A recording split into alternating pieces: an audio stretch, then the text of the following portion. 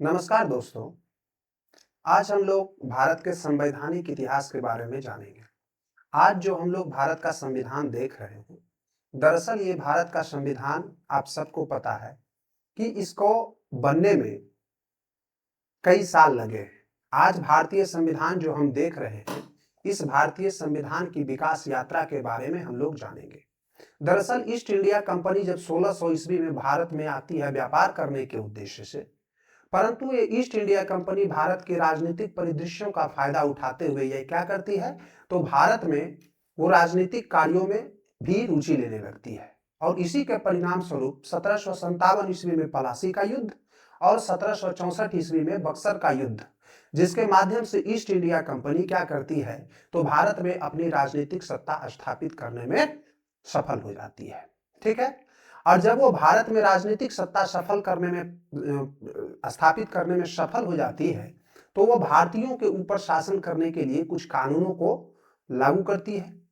उसी कानूनों में सबसे पहला जो कानून लाया गया था ईस्ट इंडिया कंपनी के द्वारा, जिसको हम लोग कहते हैं रेगुलेटिंग एक्ट 1773।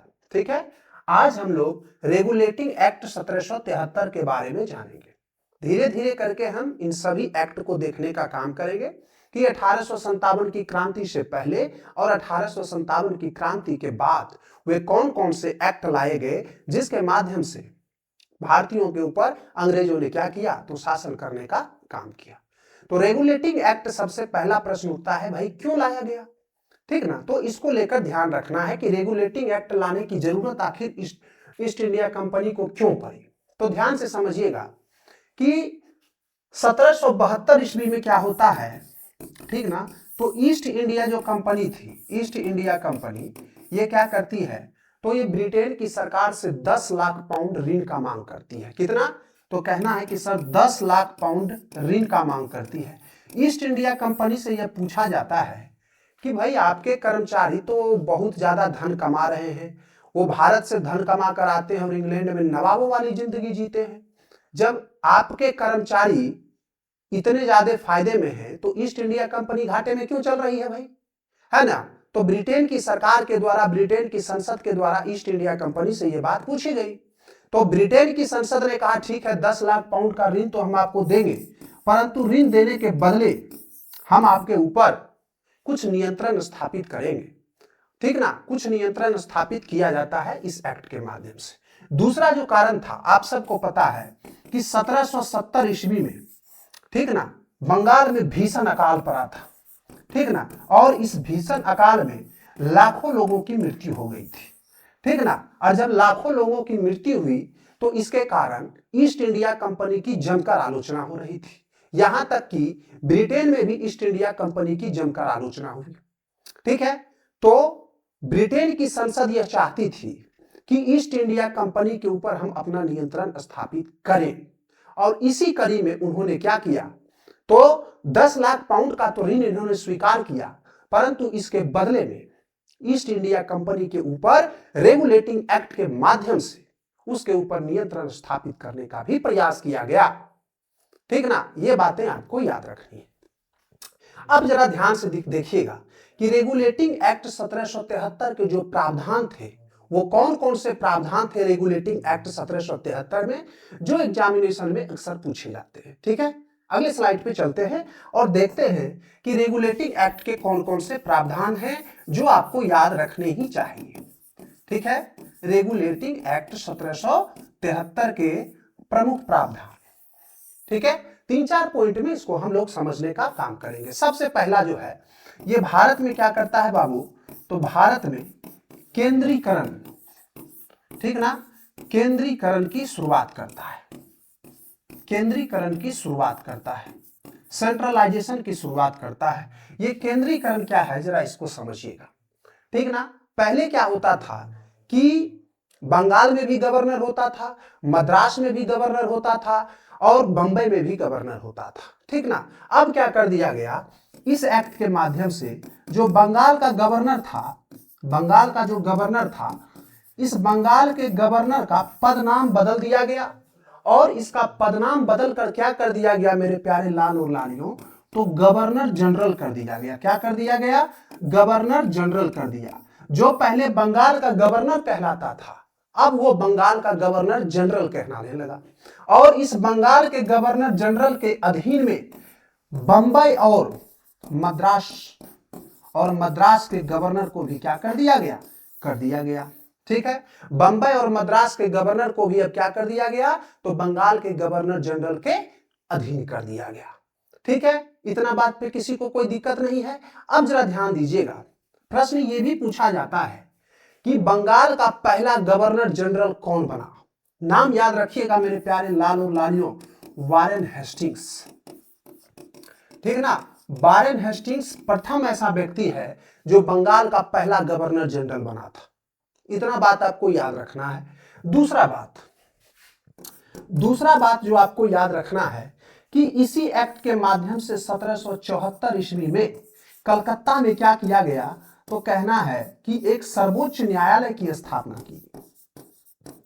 क्या किया गया, तो कहना है कि सर सर्वोच्च न्यायालय की स्थापना की गई कलकत्ता में। कहां, फोर्ट विलियम में। ठीक ना, कलकत्ता के फोर्ट विलियम में 1774 ईस्वी में उच्चतम न्यायालय की स्थापना की गई 1773 के रेगुलेटिंग एक्ट के माध्यम से।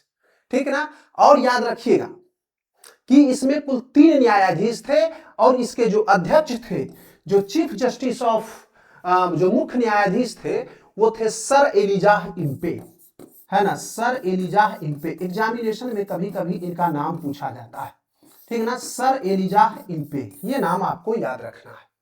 ठीक है, 1773 के रेगुलेटिंग एक्ट में ये बातें हुई।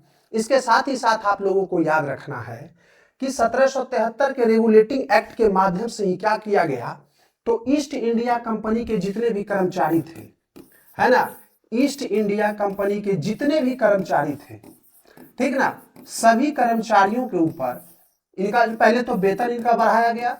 ठीक ना, ये वेतन बढ़ाया गया। वेतन क्यों बढ़ाया गया, ताकि ये लोग घूस कम लें, ये लोग रिश्वत कम खाएं, ये लोग भारतीयों से उपहार कम लें। ठीक ना, इसीलिए इनका वेतन बढ़ाया गया। और वेतन बढ़ाने के साथ ही साथ कहा गया कि अब ईस्ट इंडिया के जो कर्मचारी हैं, ये भारतीयों से ना तो किसी भी प्रकार का, भारतीयों से किसी तरह का ये रिश्वत नहीं ले सकते।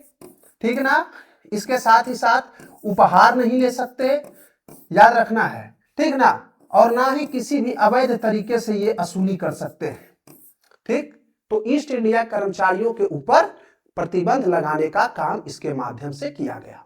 ईस्ट इंडिया के जो कंपनी के जो कर्मचारी थे, ये व्यापार करवाने के नाम पर क्या करते थे, अपने दस्तक का दुरुपयोग करते थे और उससे ये ईस्ट इंडिया कंपनी के व्यापार को ही नुकसान पहुंचाते थे। ठीक ना, और अपना निजी लाभ कमाता था सब लोग, है ना। इसीलिए ईस्ट इंडिया का सारा कर्मचारी यहां से, भारत से जब इंग्लैंड लौटता था तो उसके पास अकूत धन होता था और वहां वो नवाबों वाली जिंदगी जीता था। बात समझ में आ रही है। अब जरा ध्यान दीजिएगा, चौथी